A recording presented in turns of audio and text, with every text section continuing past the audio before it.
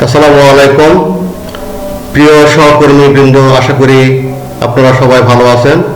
আজকে আসলে আমি কিছু গুরুত্বপূর্ণ বিষয় নিয়ে আপনাদের সামনে এসেছি। খুব সংক্ষেপে আলোচনা করব। প্রথম বিষয়টি হচ্ছে যে ইএফটিতে দ্বিতীয় ধাপে যাদের নাম এসেছে এমপিইউ শিটে অথচ ব্যাংকে বেতন ঢোকে নাই, এই বিষয়টি নিয়ে এবং দ্বিতীয় ধাপে যাদের নাম আসে নাই তাদের করণীয় কি সেই বিষয় নিয়ে একটু আলোচনা করব। আমি কিছু বিষয় এখানে, যেমন আমি এই মাওসি কর্মকর্তার সঙ্গে আমি মেসেঞ্জারে কথা বলেছি, তারা যে বিষয়টি আলোচনা করেছে সেই বিষয় নিয়ে আমি আলোচনা করব। আসলে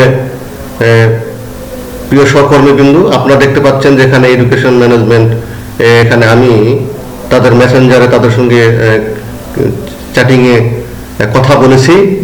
তারা আমাকে যেটা বলেছে যে আসলে আমরা যেটা বলতেছি যে দ্বিতীয় ধাপে বেতন দেওয়া হয়েছে, কিন্তু কোথাও আসলে মাওসি কোন অধিদপ্তর বা কোথাও কিন্তু বলা হয়নি যে বেতন তারা দিয়েছে।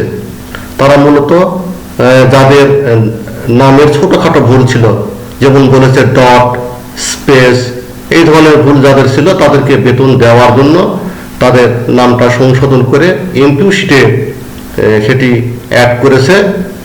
এখনো বেতন ব্যাংকে ছাড় হয়নি। বেতন যখন ব্যাংকে ছাড় হবে তখন আমরা আমাদের অ্যাকাউন্টে বেতন ঢুকে যাবে। এবং আপনারা প্রধান শিক্ষকের সেই প্যানেলে পাসওয়ার্ড দিয়ে আইডি দিয়ে ঢুকে আপনারা সবাই দেখতে পারবেন যে আপনাদের নাম এসেছে কিনা।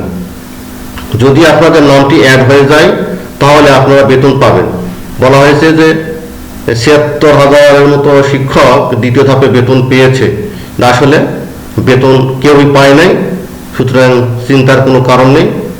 এবং মাওসিও বলে নাই যে আপনাদেরকে বেতন দেওয়া হয়েছে, সেটা কিন্তু তারা কিন্তু বলে নাই। আমরা কিন্তু এটা ভুল বুঝতেছি।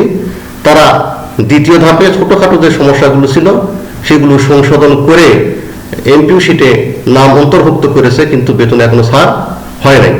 এই বিষয়টি আমি এখানে তাদের সঙ্গে কথা বলেছি, এখানে তারা বলেছে। আর আরেকটি বিষয় হচ্ছে যাদের দ্বিতীয় ধাপে যাদের নাম আসে নাই তাদের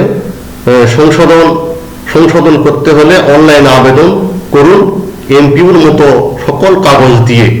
এখানে দেখেন তারা এখানে আমাকে ব্যাক করেছে যে সংশোধন করতে হলে অনলাইনে আবেদন করুন এমপিইউর মতো সকল কাগজ দিয়ে। তো এতে আপনারা ক্লিয়ার হয়ে গেলেন। আর আরেকটি বিষয় সেটা হচ্ছে দৈনিক আমাদের বার্তা থেকে একটা কথা বলা হয়েছে, ইএফটিতে এমপিইউ টাকা তৃতীয় ধাপের সংশোধন শুরু আজ। আসলে এখানে বলা হয়েছে, মূল কথাটা হচ্ছে দ্বিতীয় ধাপেও যারা ডিসেম্বরের মাসের বেতন ইএফটিতে পাননি তাদের বেতন ছাড়ের বিষয়ে আলোচনা হয়েছে। যাদের তথ্যের নামের এক অক্ষর বানান সহ ভুল রয়েছে এবং সংশোধনযোগ্য, শুধু সেগুলোই সংশোধন করে তৃতীয় ধাপের টাকা যত দ্রুত সম্ভব দেওয়ার প্রক্রিয়া শুরু করবে অধিদপ্তর। আসলে প্রক্রিয়াটি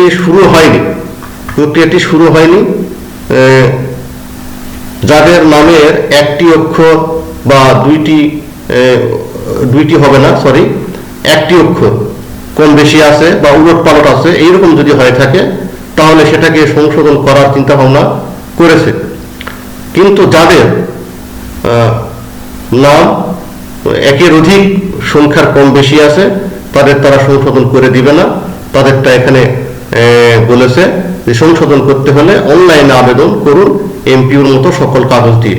তাহলে আমাদের মানসিকভাবে প্রস্তুত হতে হবে যাদের আমাদের নামের বানান একের অধিক সংখ্যার কম বেশি আছে তাদের আমাদেরকে এই অনলাইনে আবেদন করে এটা সংশোধন করতে হতে পারে। অথবা তারা এটিও বলেছে যে তাদের নাম সহজে সংশোধন যেন করা যায়, সেই জন্য একটা সিস্টেমে হয়তো একটা অ্যাপ তারা চালু করবে। সিস্টেমে আমরা ইএফটিতে যেমন আবেদন করেছিলাম সেই রকম শর্টকাটে কিছু একটা করতে পারে, যেখানে আমরা সহজেই নামগুলো সংশোধন করে নিতে পারি, সেই রকম একটা কথা বলা হয়েছে। আর তৃতীয় ধাপে যে বেতন ছাড় করা হয়েছে সেটা অ্যাকাউন্টে জমা হয় নাই। আমার যতদূর আমি জানি এই সপ্তাহের মধ্যে আপনারা সবাই টাকা পেয়ে যাবেন। তো এই ছিল আজকের আপডেট। এরকম আরো নতুন নতুন আপডেট পেতে আমার চ্যানেল আপনারা সাবস্ক্রাইব করুন এবং লাইক দিয়ে সাথে থাকুন। সবাইকে ধন্যবাদ।